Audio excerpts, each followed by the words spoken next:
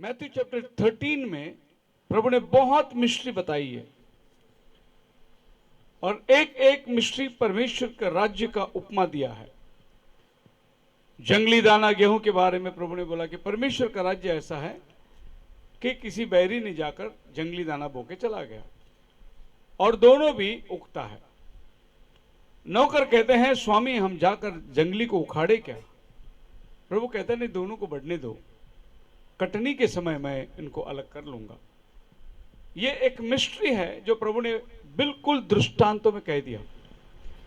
दृष्टांत इतना आसान था कि एक बीज बोने वाला अपने खेत में बीज बो के आया, रात को दुश्मन ने आकर जंगली बीज बो गया। अभी दोनों भी बढ़ रहे हैं, लेकिन अगर अच्छे को तुम उखाड़ने, बुरे को उखाड़ने जाओगे, अच्छे पे उखड़ जाएगा। प्रभु ने बोला दोनों को बढ़ने दो, कटनी का समय क्या करूंगा, मैं इसको अलग करूंगा। अब आप जानते हैं कटनी क्या है। मैथ्यू चैप्टर 13 वर्स 39 आप पढ़ोगे तो आपको पता चलेगा कटनी क्या है। 39 जिस शत्रु ने उनको बोया वह शैतान है। शत्रु ने जो उनको बोया वो शैतान है। कटनी जगत का अंत है। कटनी क्या है? हम लोग कौन से समय में जी रहे हैं? ये कटनी का समय है।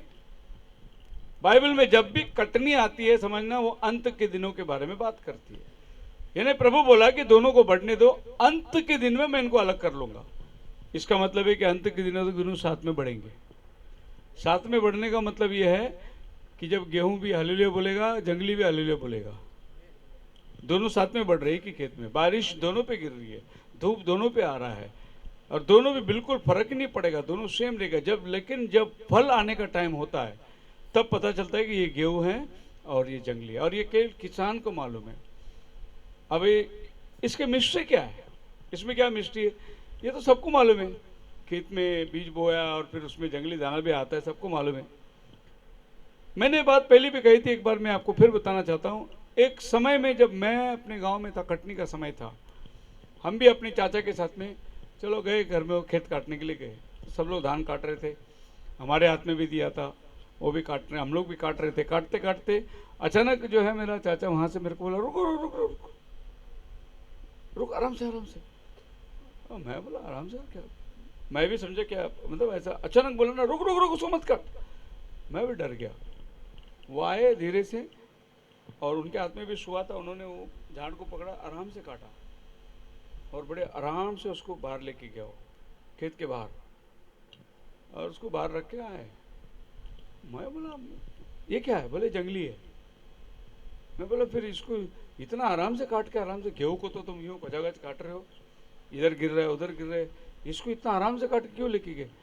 बोले बात ऐसी है, ये गेहूं अगर गिरेगा ना तो अगला गेहूं आएगा अगला साल, ये जंगली एक गिरेगा ना 100 अगर जंगली आएगा, इसके लिए इसको आराम से लेके जाना पड़ता बाहर। आया समझ में? जो विश्वासी रहता ना, उनको चर्च में कितना भी वचन दो, कितना भी मारो, वो सुन के आमीन बोलेगा। जो जंगली रहता ना, उसको आराम से लेके जाना पड़ता बाहर, क्योंकि वो एक जाएगा नहीं 10 को उखाड़ के जाएगा वो। मिस्ट्री प्रभु ने इतना आसानी से समझाया कि जंगली दाना होता क्या है। अभी इसको अगर और भी गहराई में जाओगे, क्योंकि परमेश्वर हमारी गहराई में बुलाता है, तो ये जो खेत है वो हवा का गर्भ है। जो असली दाना गया था वो आदम का बीज गया था। जो जंगली आदमी ने बीज डाला वो कैन का बाप था। अब हवा के पेट में आबेल भी बढ़ रहा है, कैन भी बढ़ रहा है। अब परमेश्वर अगर हवा को मारने के, तो आबेल भी मरेगा। कैन को मारने जाएगा तो हवा को मारना पड़ेगा, हवा को मारा तो आबेल भी मरेगा। आदम आदम का बीज है, आबेल आदम से आया। तो प्रभु ने बोला दोनों को बढ़ने दो, कैन भी पैदा होगा, आबेल भी पैदा होगा। मैं जानता हूं जंगली कौन है असली कौन है, मैं बाद में इनको जगत के अंत में सेपरेट कर दूंगा। Praise the Lord. इसका मतलब हमारे साथ कैन भी बैठता है। आबेल तो है ही है, लेकिन कैन भी बैठेगा। अलग करने वाला आप और हम नहीं है, वो खुदावन अलग करता है। प्रभु अपना कोई तरीका निकालेगा और प्रभु बरोबर उसको लेके जाएगा। वो आप और हमारा सोच नहीं। अब देखो खेत का बीज गेहूं और जंगली, इसका दृष्टांत का गहराई क्या है? Serpent seed. कैसे ये दुनिया में जंगली बीज आई, सर्पवंश कैसा आया, इसी को बाइबल कहता है। लेकिन कितनी सरलता में प्रभु ने हमें बता दिया। Mystery number 1। Mystery number 2, Romans chapter 11 verse 25.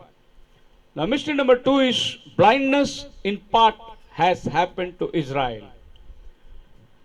Israel का एक भाग जो है वो अंधा कर दिया गया, जस्ट वन पार्ट, उसको बोलते हैं रेमिनेंट। अभी इजरायली लोग जो है देखिए दीवार के पास खड़े हैं और दीवार की तरफ में दुआ कर रहे हैं, इनको अभी तक मसीहा नहीं मिला। ये अपने यहोवा परमेश्वर से मांग रहे हैं कि हमारा मसीहा किधर है, हमारा छुटकारा किधर है, हमारा मंदिर कब बनेगा। सुलेमान का मंदिर को ढा दिया गया, ये लोग दीवार की तरफ मोड़ के खड़ा कर दिए। अबे आपको मालूम है इस दीवार के पास में जिस मंदिर में जो खुदा वास करता था, जो संदूक की वाचा थी, उस संदूक की वाचा में जो मूसा का तख्ती था, वो तख्ती देहधारी बनकर यीशु बनकर मंदिर के बाहर आ गया। ये लोग मंदिर को देख के खड़े हैं, वो हमारे अंदर आकर अपना मंदिर बना दिया। उनको अभी तक मंदिर बनेगा, मंदिर को देख के बैठे, लेकिन आज बाइबल क्या बोलते, तुम्ही देवाचे, इट्स अ पार्टली ब्लाइंड, वो अंधे हो गए ताकि हमारी आंखें खुल जाए। मिस्ट्री है कि नहीं। अब पौल बोलता है कि वो इसलिए अंधे नहीं हुए कि वो अनपढ़ थे, नहीं, वो तो दुनिया में सबसे होशियार लोग हैं। एक इजराइल पूरी दुनिया को हिला रहा है, आपको मालूम है कैसे लोग हैं वो लोग, पर उनको अंधा बनाया गया। अंधा इसलिए बनाया गया कि आप और हम अंधे थे, पत्थर को पूजने वाले, हम कैसे जिंदा ईश्वर के पास आएंगे। इसीलिए प्रभु ने उनको अंधा बनाया और हमारे ऊपर वो रिवील हो गया अपने आप को। Mystery number 2। Mystery number 3, Corinthian 15 chapter के अंदर जाएंगे, जहां पर बाइबल कहता है कि अचानक वो काम आने वाला है। 55 के बाद अगर आप पढ़ोगे तो प्रभु रैप्चर के बारे में बात करता है। 1 कोरिन्थियन चैप्टर 15। मृत्यु, हाँ, तेरी जय कहाँ रही, है मृत्यु, जी, तेरा डंक कहाँ रहा। जी, मृत्यु का डंक पाप है, हाँ, और पाप का बल व्यवस्था है, जी, परंतु परमेश्वर का धन्यवाद हो जो हमारे प्रभु यीशु मसीह के द्वारा हमें जयवंत करता है। जी, आगे। इसीलिए हे मेरे प्रिय भाई, हे मेरे प्रिय भाइयों, दृढ़ और अटल रहो, दृढ़ और अटल रहो, और प्रभु के काम में सर्वदा बढ़ते जाओ। Praise the Lord. और ये बातें क्षण भर में होने वाली है। ये मिस्ट्री जो है is a translation of the living saints at the end time.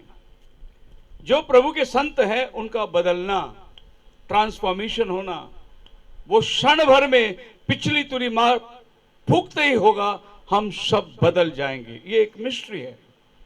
कैसे बदलेंगे हम लोग।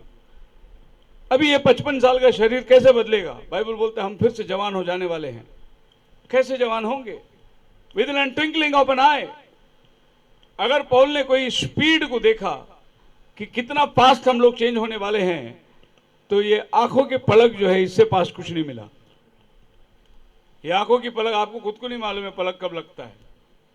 अगर बहुत ही ज्यादा नींद आता होगा, आदमी गाड़ी चलाता होगा, वो आंखें खुला रहेगा फिर भी सो जाएगा वो, क्योंकि नींद जब आती है तो आंखें खुला रहने का कोई मतलब नहीं है, अंदर से आदमी सो जाता है। ऐसे मीटिंग में भी होता है, आंखें खुला रहता है लेकिन अंदर से सो गया रहेगा।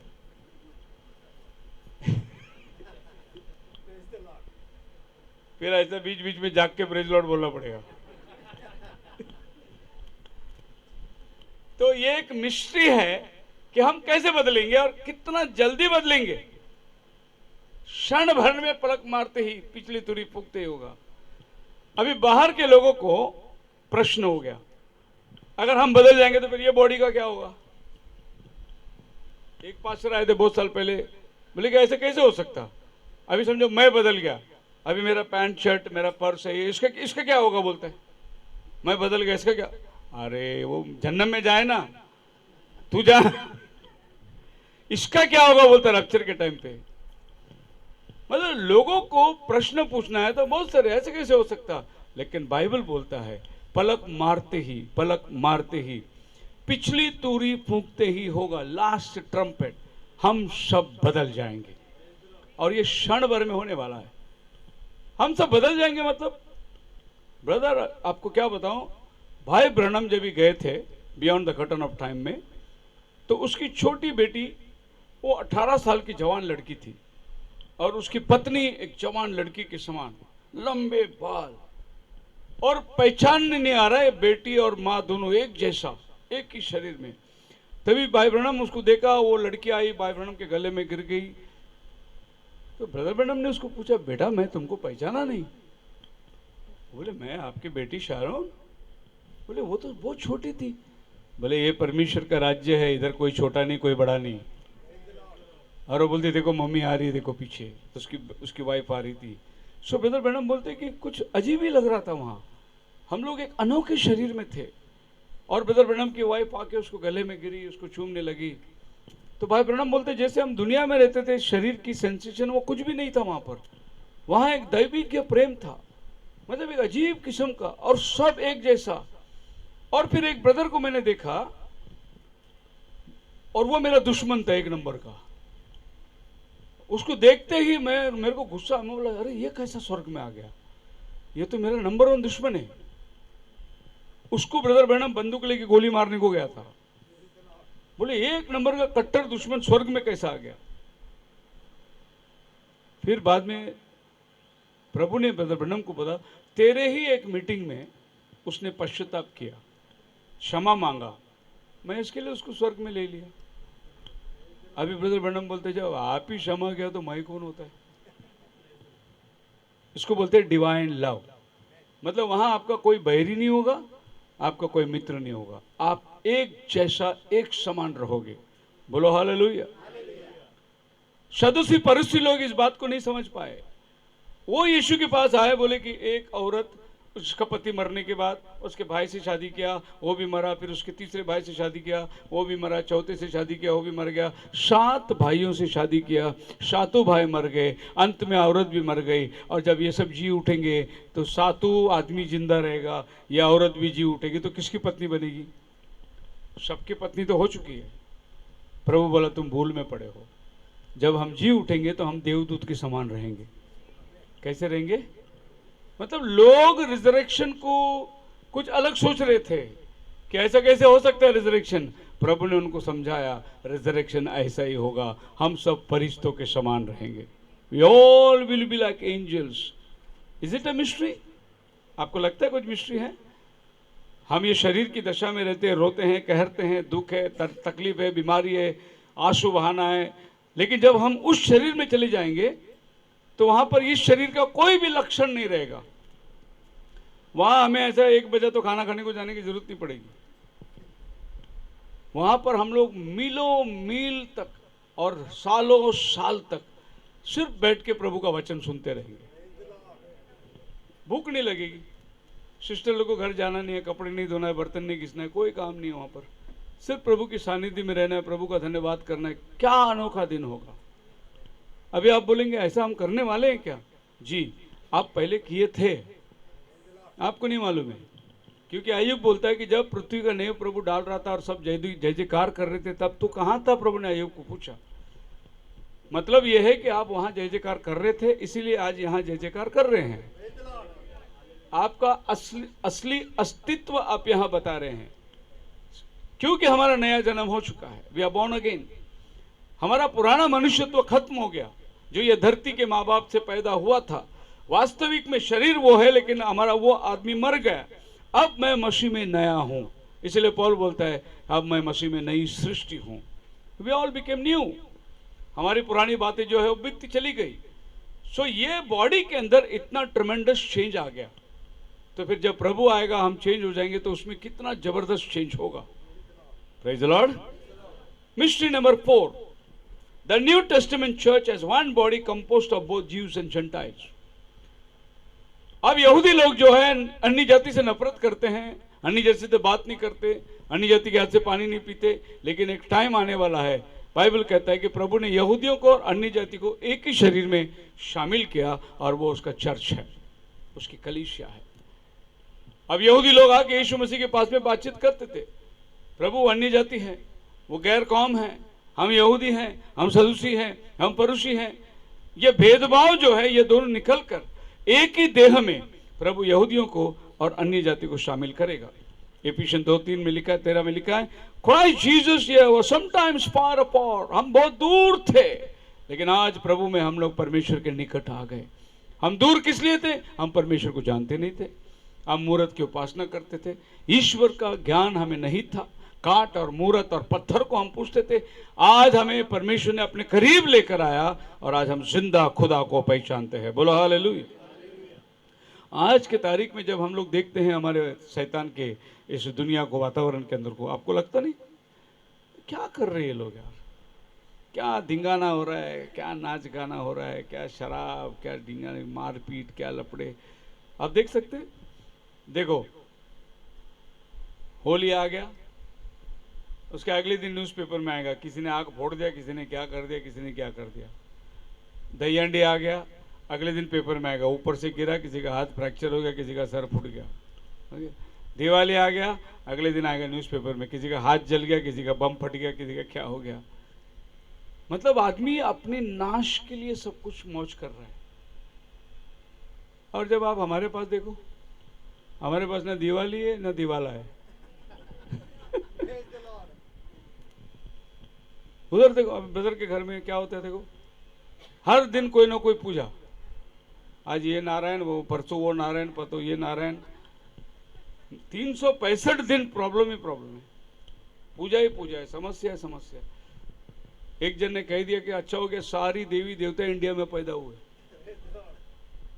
नहीं तो फिर क्या करना पड़ता था। आज सोमवार है, अमेरिका जाना पड़ेगा वो देवता के लिए, आज मंगलवार है, हमको इधर से साईं बाबा के लिए आज जर्मनी जाना पड़ेगा। नहीं, सब इंडिया में पैदा हुए, बाहर गांव में कोई भी नहीं पैदा हुआ है नहीं। पर हम सब का पैदा करने वाला एक है जिसको सारी दुनिया जानती है, जिसने सारी दुनिया को बनाया। देखो एक हिंदू गॉड या कोई और गॉड, आप अमेरिका में जाओ उसकी कोई पहचान नहीं है, उसको कोई पहचानता ही नहीं है। इंडिया के अंदर आप 200 किलोमीटर दूर जाओ, आपको नया गॉड मिलेगा।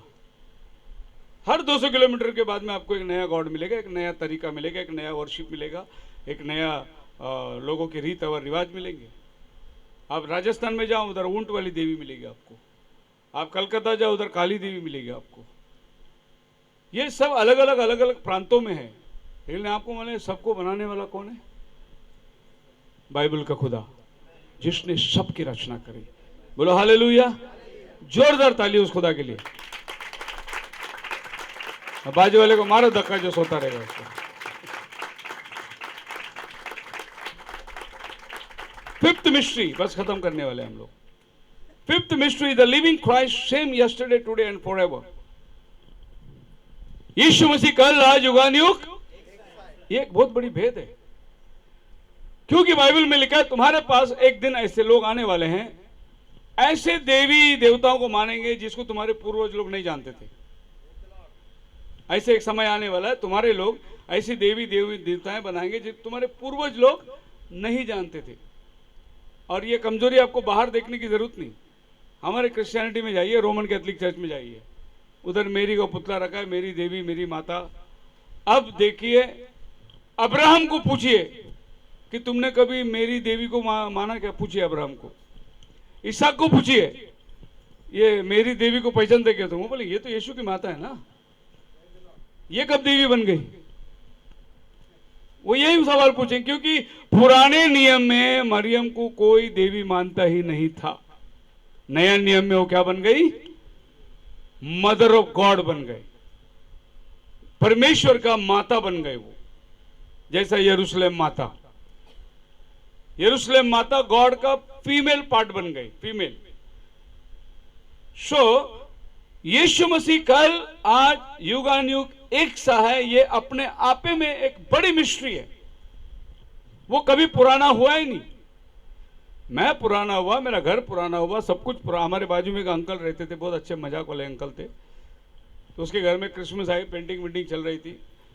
तो एक दिन शाम को घर में आया, वाह वाह बोलता, नया घर, नया पेंट, नया ग्रिल, नया दरवाजा, खाली बीवी पुरानी है, बाकी सब नया। खाली बीवी वाइफ खाली पुराना, बाकी सब नया है। सोफा नया है, कुर्सी नया है। हमारा पास एक ऐसा परमेश्वर है जो ना कभी पुराना होता ना कभी नया होता।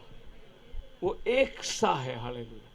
मैं बचपन में जो यीशु को मानता था वही यीशु आज भी है और वैसा ही है वो, उसमें कोई परिवर्तन हुआ ही नहीं।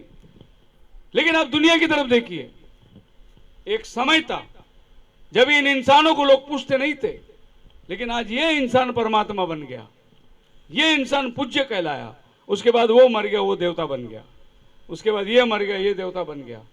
लेकिन हमारा प्रभु शुरू से एक ही जैसा है, आखिर तक वो एक ही जैसा रहेगा, उसमें कोई परिवर्तन नहीं, कोई बदलावट नहीं, एक जैसा रहेगा। बोला हालेलुया। अभी दुनिया पे जाएंगे तो आपको भिन्न भिन्न भिन्नता मिलेगी, भिन्न भिन्न थी। आपको मालूम है अष्ट विनायक क्या है? उसका मतलब क्या है? 8 विनायक। और वो देखो 8 विनायक, किसी का सूंड ऐसा रहेगा, किसी का सूंड ऐसा रहेगा, अलग अलग शेप रहेगा, उसको बोलते हैं अष्ट विनायक। हमारा परमेश्वर एक ही विनायक। हालेलुया। हमारे घर में सत्यनारायण का पूजा है। अच्छा, हमारे घर में भी सत्यनारायण का पूजा है। सत्य नर अवतार लेके आने वाला प्रभु यीशु मसीह की पूजा है। सत्यनारायण कौन है? सत्यनारायण का मतलब क्या? नर अवतार लेके आने वाला। परमेश्वर नर अवतार लेके आया। अच्छा, आप किधर जा रहे? भोलेनाथ के पास जा रहे। अच्छा, भोले शब्द, नाथ अवतार, वचन देहधारी होकर आया, केवल प्रभु यीशु मसीह आया। आप समझ रहे मैं क्या बोल रहा हूं? क्योंकि हमारा प्रभु कल आज युगान युग, वो बदलता ही नहीं, उसको अलग रूप ही नहीं है। वो जब भी ये धरती में प्रकट हुआ, भविष्यवक्ताओं के द्वारा प्रकट हुआ, फरिश्तों के द्वारा संदेश भेजा, लेकिन वो कभी बदला नहीं। जब पौलुस उस दमस्कस के रास्ते पे जा रहा था, एक अग्निस्तंभ चमका। पौल ने देखा ये अग्निस्तंभ और कोई नहीं, ये मूसा से बात किया वही अग्निस्तंभ होना चाहिए। इसीलिए उसने बोला, प्रभु तू कौन है? आवाज आया, मैं यीशु हूं जिसे तू सताता है। मैं यीशु हूं। वो कभी बदला ही नहीं। उसने हमारे बाप दादे को भी उसी रूप में आके दर्शन दिया जब वो मेल्किसेदेक बन के आया था। वो बदला ही नहीं। वो मनवा को प्रभु का दूत बन के आके वही दर्शन दिया। यूहन्ना को प्रधान दूत बनकर आसमान से नीचे उतर के आया, वही दर्शन दिया। वो कल आज युगान युग। इसीलिए ये भी एक बहुत बड़ा भेद है इस mystery, sixth mystery. Christ as the incarnate fullness of the Godhead embodied, वचन देहधारी हुआ और हमारे बीच में मनुष्य का डेरा किया। और इस देह के अंदर कोलोसियन 2:9 के मुताबिक सारी परिपूर्णता जो भी परमेश्वरत्व है सब इस देह के अंदर वास करती है। सारी परिपूर्णता इस देह में वास करती है। वचन एक झूले में देहधारी बनकर आया। अब ये झूले में एक शरीर है, एक बालक है। ये बालक कौन है? यही वचन शरीर बन के आया, वचन देहधारी बन के आया। इसमें और इसमें कोई अंतर नहीं है। कला युगान युग एक सा परमेश्वर है। इस शरीर को लेकर उसने क्रूस पे जाके हमारा उद्धार का काम को पूरा किया। लेकिन वचन वचन ही रहा। वचन के अंदर कोई बदलावट नहीं, कोई तड़जोड़ नहीं। इसीलिए प्रकाशित वाक्य आखिरी अध्याय आखिरी वचन में लिखा है, इसमें से कुछ बढ़ाओ भी मत, कुछ घटाओ भी मत। अगर बढ़ाओगे तो आपद बढ़ेगा, घटाओगे तुम्हारा नाम काट दिया जाएगा। उसने अपने वचन को इतना महत्व दिया है कि वो वचन कभी नहीं टलेगा। आसमान पृथ्वी स्थिर रहेगी जब तक सूरज चांद रहेगा, यीशु उसका नाम रहेगा, वो बदलेगा ही नहीं। आप क्या सोचा कांग्रेस रहेगा बोलेगा? यीशु उसका नाम रहेगा। ये सब मिटने वाले लोग हैं, ना बदलने वाला केवल एक ही है, प्रभु यीशु मसीह है। हालेलुया। सातवां mystery, the mystery of iniquity, अधर्म का भेद। अब ये अधर्म का भेद इन दिनों के अंदर बहुत जल्दी आपके सामने रिवील होने वाला है। और बाइबल कहता है कि ये क्या करेगा? मंदिर में आके बैठेगा, अपने आप को ईश्वर कहलाएगा और तब लोग सब उसके नमन करेंगे, उसकी पूजा करेंगे। वो टाइम जो है अभी होने वाला है, बहुत जल्द होने वाला है। और ये इजराइल की जो परिवर्तन चल रही है, ये इसी की तैयारी हो रही है। अब ये कोई किसी की बात इसलिए नहीं मान रहे हैं क्योंकि वो अधर्म का पुरुष आएगा, वो आके इनको सबको बिठा कर एक गठबंधन बनाएगा, एक एग्रीमेंट करेगा, और एग्रीमेंट करने के बाद सब वॉर थमेगा। तब ये बोलेगा ठीक है मंदिर बांधो। जब मंदिर बन जाएगा ये खुद जाके मंदिर में बैठेगा, अपने आप को ईश्वर कहलाएगा, वो एंटी क्राइस्ट होगा। ये अधर्म का भेद है। लेकिन वो आएगा कैसा मालूम है? शांति का वातावरण करने को आएगा, चुपके से आएगा, किसी को मालूम ही नहीं पड़ेगा। और ये लोग भी, यहूदी लोग भी उसको साइन करके दे देंगे। जब मालूम पड़ेगा वो दो नबी आएंगे और वो इनकी आंखें खोलेंगे, तभी यहूदी लोग को बोलेगा अरे हम किसको देख के फंस गए। इसको बोलते हैं अधर्म का भेद, और ये बहुत जल्दी से प्रकट होने वाला है। आने वाले दिनों में मैं इसके ऊपर मैसेज प्रीच करने वाला हूँ। संडे के दिन में आपको समझ में आएगी कि ये क्या घटना है। तो ये अधर्म का भेद दुनिया के लिए बिल्कुल ऐसा लगे धार्मिक है, दुनिया को लगे पूज्य कहलाता है, फादर कहलाता है, होली पोप कहलाता है दुनिया के लिए, लेकिन वो अंदर से अधर्म होगा। He'll be a cunning man, और बड़े प्यार से उस चीज को सबको हासिल करेगा, शांति शांति करके सबको एक साथ लेके आके बिठाएगा। लोगों को मालूम ही नहीं, यहाँ तक यहूदी लोग भी धोखे खा जाएंगे, उसके ऊपर भरोसा करेंगे और उसको अपना सब कुछ दे देंगे अधिकार। और आपको मालूम है आज यरूशलेम में सबसे बड़ा प्रॉपर्टी होल्डर कौन है? पोप। जितना यरूशलेम के अंदर प्रॉपर्टी है सब रोमन कैथोलिक लोग का प्रॉपर्टी है। अपने देश में सबसे बड़ा प्रॉपर्टी किसके पास है? CNI चर्च के पास, कैथलिक के पास, इनके पास सबसे, टाटा बिरला के पास नहीं है जितना हमारे चर्च के पास प्रॉपर्टी है। ऐसा रोम, पूरा रोम जो है, वेटिकन सिटी, ये सब इजराइल के पवित्र स्थान को खरीद लिए लोग। वो जब चाहे जाके वहां रुआब करेगा, पर अभी वो छिप के बैठा है, अभी वो बात नहीं कर रहा है क्योंकि उसका टाइम आया नहीं। जब उसका टाइम आएगा वो आत्मा उसके अंदर प्रवेश करेगा। और जैसा नबूकदनेस्सर के अंदर 7 साल आत्मा आई, वैसा 7 साल इसके अंदर एक आत्मा घुसेगा और तब ये जाकर अपना काम को रिवील करेगा। तब तक ये भेद रहेगा लेकिन वो अधर्म रहेगा, और ये जल्दी से होने वाला है। ये भी एक बहुत बड़ा भेद है।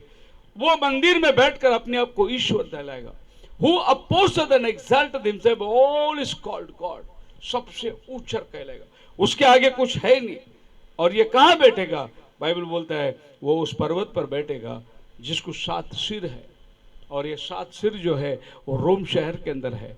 और जहाँ वो बैठी है वो औरत, जिस सिंहासन को ये लेने वाला है, ये रोमन कैथोलिक चर्च है। पर लोग सोचते चर्च है, चर्च नहीं है, वो अधर्म का भेद रिवील करने वाली औरत है। और ये अपनी मदिरा में पूरी दुनिया को नशे में बांध देगी। नशा किस चीज को बोलते हैं? अपना प्याला देने को किस चीज को बोलते हैं? अपनी रेवोल्यूशन के अंदर ये सबके साथ में एग्रीमेंट करेगी, सबके साथ ये कॉम्प्रोमाइज करेगी। और आपको मालूम है एक रोमन कैथोलिक चर्च क्या करती है? वो इधर प्रसाद भी खाएगा, इधर कम्युनियन भी खाएगा, उसके लिए कुछ फर्क ही नहीं है। जैसे दुनिया मूर्ति पूजा करती है वो भी मूर्ति पूजा करते हैं, उनको सब एक जैसा लगता है। यह अधर्म का भेद बिल्कुल अपने आप में धीरे धीरे धीरे रिवील हो जाएगा और आपको मालूम नहीं पड़ेगा। यह आकर सत्ता में बैठकर अपने आप को साबित करेगा। बाइबल कहती है 2 कोरिन्थियों की किताब उसका 12 अध्याय, पौल बोलता है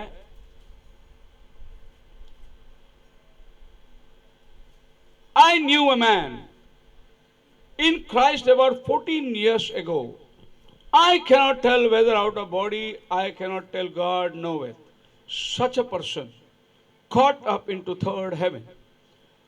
पौल बोलता है मैं एक आदमी को जानता हूं, देह सहित देह रहित मुझे नहीं मालूम, लेकिन मैं जानता हूं जो तीसरे आसमान पर चढ़ कर गया। ये तीसरे आसमान पर जो चढ़ के गया उसने विभवशाली बातें देखी जो मुंह में लाना उचित नहीं है, कानों ने नहीं सुना, आंखों ने नहीं देखा। इतना विभवशाली बातें पौल ने देख कर आया। और पौल बोलता है ये एक मिस्ट्री थी कि मैं उठा लिया गया। और यही अनुभव हमारे दिनों के अंदर भाई ब्रनम उठा लिया गया। माई विजिट टू हेवन, जैसा हमारे पास 2000 साल पहले एक नबी था जिसने स्वर्ग का अनुभव बताया, 2000 साल के बाद इस 20वीं सदी में भी एक नबी था जो जीते जी स्वर्ग में जाकर आया और उसने वो सब अनुभव बताया जो पौलुस बोला मुंह में ला नहीं सकते, भाई ब्रनम ने बोल के दिखाया। पौल बोलता मैं ऐसी चीज देखा मेरे को विश्वास नहीं हुआ, भाई ब्रनम एक एक चीज बोल के दिखाया। ये 20वीं सदी में, और ये एक बहुत बड़ा मिस्ट्री था। ये आपका और हमारा ट्रांसलेशन था। और ये मिस्ट्री को दुनिया जानती नहीं। अधर्म का भेद। मिस्ट्री क्या है? शैतान, जानवर की दुनिया, इंसान की दुनिया, इनके बीच में एक पुरुष था। इसी को बाइबल सरपेंट बोलती है। ये एक मिस्ट्री था। लोग सोचते कि ये सरपेंट रेंगने वाला, वो रेंगने वाला बाद में बना, लेकिन पहला वो चलने वाला सरपेंट था। ये एक मिस्ट्री थी, दुनिया को मालूम नहीं। इसी को बाइबल बोलता है भेद बड़ा। God the wisdom, it's secret, it's deep. और ये सब मिस्ट्री को समझाने के लिए एक आदमी को प्रभु के अय्याम में जाना पड़ा। और जब वो प्रभु के अय्याम में गया, वहां जाके उसने वो भेद की बातों को लेकर आया। जैसा मोसेस 3000 साल के बाद, आदम के 3000 साल के बाद उसने जेनेसिस लिखा। कैसे जेनेसिस लिखा? Moses went to the back part of God's mind. Moses खुदावन के ख्यालों में प्रवेश किया और वहां जाके उसने उत्पत्ति की सारी वृत्तांत को देखी कि क्या हुआ था वृत्तांत उत्पत्ति के अंदर। और ये 2000 साल हर संस्था ये कहती थी कि आदम और हवा फल खाए, पाप हुआ, बगीचे से बाहर निकाला गया। भाई ब्रनम प्रभु के दर्शन में गया, आदन के वाटिका में गया हो, और वहां देखा सर्प क्या था, सर्प कैसा था, सर्प कैसे बात किया, सर्प ने कौन सा फल खिलाया। ये सब मिस्ट्रीज को उसने ले आकर सरपेंट सीड के मैसेज के रूप में आपको बना के दे दिया। एक बहुत बड़ी भेद। भाई ब्रनम कॉलेज में जाके सीख के नहीं आया, स्कूल में जाके सीख के नहीं आया, वो प्रभु के ख्यालों में गया। He went to the back part, वो आदन के वाटिका में जाकर देख कर आया कि वहाँ क्या घटना हुई थी। एक बहुत बड़ा भेद है आपके और हमारे लिए। आप मेरे साथ हैं? The serpent seed it's been hidden mystery. और अभी तक लोगों को मालूम ही नहीं कि सर्पवंश होता क्या है। और भाई ब्रनम बोलते कि तुम सर्पवंश पेंटिकॉस्टल बेबी लोगों को नहीं सिखा सकते। सर्पवंश केवल प्रभु के दुल्हन को समझेगी, क्योंकि दुल्हन परमेश्वर के मर्म को जानने वाली है। अब सर्पवंश क्या है? ऐसा होता है क्या? जी बाइबल में लिखा है, मैथ्यू चैप्टर 3 वर्स 7 में प्रभु यीशु मसीह खुद नाम लेके बोला है, अरे सांप के वंश। क्या बोला है? सांप के बच्चों। But when he saw John the Baptist saw many of the Pharisees and Sadducees coming unto him, he said, "Hey unto them, generation of vipers." अरे सांप के बच्चों। ये केवल एक नबी अपनी दृष्टि से देख सकता है, साधारण आदमी नहीं देख सकता, क्योंकि उसने उसकी नजर लगाया, आदन के वाटिका में गया, वहां से उसने ढूंढ के लेके आया। ये तो बहुत धार्मिक दिख रहे हैं, ये तो धर्मगुरु दिख रहे हैं, लेकिन इनकी पूर्वज लोग तो सब सांप के बच्चे हैं। इसीलिए उसने उनको बुला रहे सांप के बच्चों। तुमको अगर कोई बोल देगा तो क्या करोगे तुम? हम क्या माँ बाप नहीं है क्या हमको? लेकिन जॉन की दृष्टि में ये धार्मिक लोग सांप के बच्चे दिखाई दे रहे हैं। And this is the great mystery. ये 7 मिस्ट्री मैंने आपके सामने रखा। मैं इसलिए जल्दी जल्दी रखा क्योंकि ज़्यादा टाइम में नहीं लेना चाहता। थोड़े टाइम में ये मिस्ट्रिक्स मैंने आपके सामने रखा। डीप कॉलत अनटू द डीप, गहराई गहराई को पुकारती है। मेरे अंदर जो गहराई थी, अगर यही गहराई आपके अंदर हो तो ये संदेश को आप अपने अंदर उतार के लेंगे और आप इस संदेश के अंदर मजबूत हो जाएंगे। खुदावन आपको आशीष दे।